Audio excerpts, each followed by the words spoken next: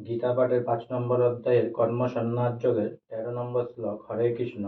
সর্বকর্মাণি মনসা সংন্যস্যাতে সুখং বশি নবধারে পুরে দেহি নৈব কুবন্ন কারয়ন। সর্ব মানে সমস্ত, কর্মাণি মানে কর্ম, মনসা মানে মনের দ্বারা, সংন্যস্য মানে ত্যাগ করে, আস্তে থাকেন, সুখম মানে সুখে, বশী মানে সংযত, নবধারে মানে ৯টি দ্বার বিশিষ্ট, পুরে মানে নগরে, দেহি মানে দেহধারী জীব, ন মানে না, এব মানে অবশ্যই, কুবন মানে করেন, ন মানে না, কারণ মানে করান। অনুবাদ: বাহ্যে সমস্ত কার্য কর ও মনের দ্বারা সমস্ত কর্ম ত্যাগ করে জীব নবদ্বার বিশিষ্ট দেহরূপ গৃহে পরম সুখে বাস করতে থাকেন। তিনি নিজেই কিছুই করেন না এবং কাউকে দিয়েও কিছু করান না। তাৎপর্য: দেহধারী জীবাত্মা ৯টি দ্বার বিশিষ্ট একটি নগরে বাস করে। দেহরূপী নগরটির কার্য প্রকৃতির বিশেষ গুণের প্রভাবে আপনার থেকে সাধিত হয়। জীবাত্মা যদিও স্বেচ্ছায় এ দেহের বন্ধনে আবদ্ধ হয়ে পড়েছে, কিন্তু তবুও যদি সে ইচ্ছা করে তবে এর থেকে মুক্ত হতে পারে। তার দিব্য স্বরূপের কথা ভুলে যাওয়ার ফলে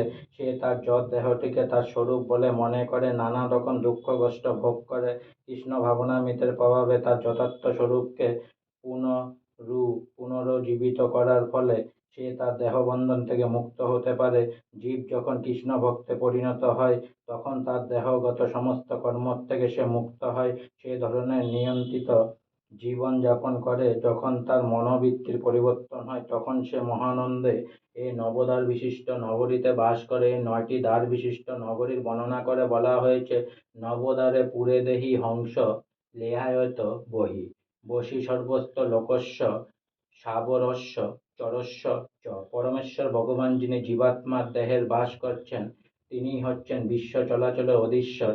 দেহের ৯টি দ্বার হচ্ছে: ২টি চোখ, ২টি নাক, ২টি কান, মুখ, উপস্থ ও পায়ু।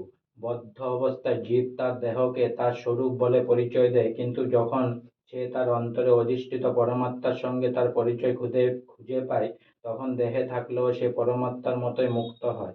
সেটা সে তোর উপনিষদ ৩/১৮। সেই জন্য কৃষ্ণ ভাবনাময় মানুষ জড় দেহের বাহ্য ও আভ্যন্তরীণের ২ প্রকার কর্ম থেকে মুক্ত। আজকে আমার গীতা পাঠের ৫ নম্বর অধ্যায়ের কর্মসন্ন্যাস যোগের ১৩ নম্বর শ্লোক এখানেই সমাপ্ত হলো। তাই অনেক অনেক সাবস্ক্রাইব করুন, অনেক অনেক লাইক করুন, অনেক অনেক ভালো থাকুন, অনেক অনেক সুস্থ থাকুন, অনেক অনেক আনন্দে থাকুন, অনেক অনেক হেল্প করুন। আর সঙ্গে বলুন হরে কৃষ্ণ কৃষ্ণ কৃষ্ণ হরে হরে, হরে রাম রাম রাম হরে হরে, রাধে রাধে, হরে কৃষ্ণ।